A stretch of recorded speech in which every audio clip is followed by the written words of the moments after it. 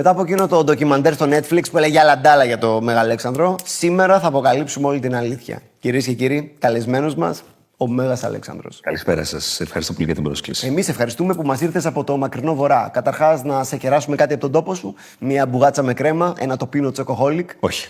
Ευχαριστώ. Ένα παπούτσι από τον τόπο σου. Θα μπορούσαμε να περάσουμε στις ερωτήσεις, γιατί έχω διπλοπαρκάρει το βουκεφάλα. Λοιπόν, θα σε ρωτήσω ευθέως. Άλλωστε, άντρες είμαστε. Βασικά, αυτό ήθελα να σε ρωτήσω. Άντρες είμαστε, σωστά? Προφανώς. Δεν καταλαβαίνω την ερώτηση. Ρε παιδί μου, την πας στην επιστολή, το γυαλίζεις το δόρυ, τη σηκώνεις στην περικνημίδα. Η αλήθεια είναι ότι τα κάνω όλα αυτά, αν χρειαστεί, αλλά και πάλι δεν καταλαβαίνω την ερώτηση. Ωραία, πάμε αλλιώς. Τι, Θα έλεγες ότι είναι σαν την Περσία. γιατί? Γιατί έμπαινες. Φαίνεται καλό κορίτσι. Ελπίζω να μην τη τον πάρω σε κάποια βράβευση. Ωραία, πάμε εδώ. Τώρα ούτε καν. Μιλάμε για ιδέες και ξεράσματα, έτσι. Μέχρι στιγμής αυτή είναι η χειρότερη συνέντευξη που έχω δώσει. Γιατί έχεις δώσει κι άλλη. Ναι. Πού? Στη Μακεδονία TV. Ωραία, κάνε μου μια χάρη. Κοίτα λίγο τα νύχια σου. Τι? Τα νύχια σου, πώς θα κοιτούσες τα νύχια σου. Μπράβο, ρε Αλεκάρα, πάμε λίγο. Ποτέ αυτό. Εδώ, εμένα, κοίτα εμένα λίγο. Κάτσε σταυροπόδι να δω κάτι. Όχι σαν τη Σάρον Στόουν, ρε Άλεξ.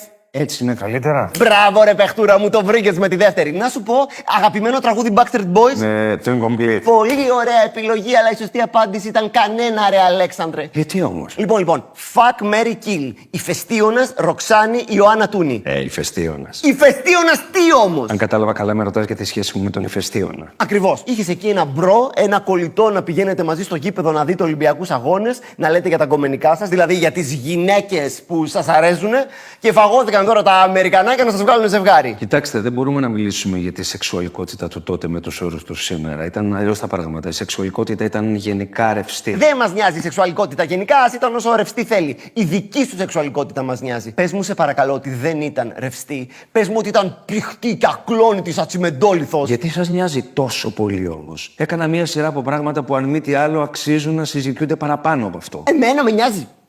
Είπα εγώ ότι καθόλου δεν με νοιάζει. Μπορείς να κάνεις ό,τι θέλεις στο ανάκλυντρό σου, αρκεί να μην βγαίνεις να τα κάνεις και στο Netflix τώρα να προκαλείς. Ο πατέρας ο Φίλιππος τα ξέρει αυτά. Η αδερφή σου η Γοργόνα, οι φίλοι της οι Μάγκες. Λοιπόν, η συνέντευξη αυτή έχει αρχίσει να εκτροχιάζεται και θα την κόψω κάπου εδώ. Γόρδιος δεσμός style. Άκουσε με, Αλέξανδρε, δεν έχω πολλά σε αυτή τη ζωή να με κρατάνε. Μου είναι πάρα πολύ σημαντικό ο Μέγας Αλέξανδρος, ο στρατιλάτης με το big dick energy, ο Λεβέντης, ο παντελονάτος. Δεν φοράω καν παντελόνια. Είναι σχήμα λόγου, ρε Αλέξανδρε. Μου είναι πολύ σημαντικό να πήγαινε μόνο με γυναίκες. Άρα, αν πήγαινε και με άντρες, μειώνεται η αξία του. Θα με τρελάνει. Είπα εγώ τέτοιο πράγμα. Ούτε καν.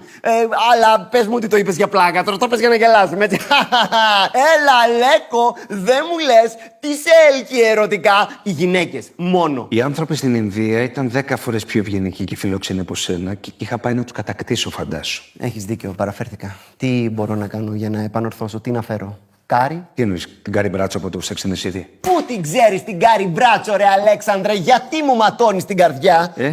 Παίζει επαναλήψεις στο Μακεδονία TV. Τελευταία ερώτηση. Κοίτα με στα μάτια και πες μου. Είσαι ΛΟΑΤΚΙ? Για τελευταία φορά, η σεξουαλικότητα τότε ήταν ρευστή. Ρευστή. Άρα είσαι ψιλοάτκι. Λοιπόν, εγώ θα φύγω τώρα. Παραμένεις ο αγαπημένος μου Μακεδόνας. Κάτσε!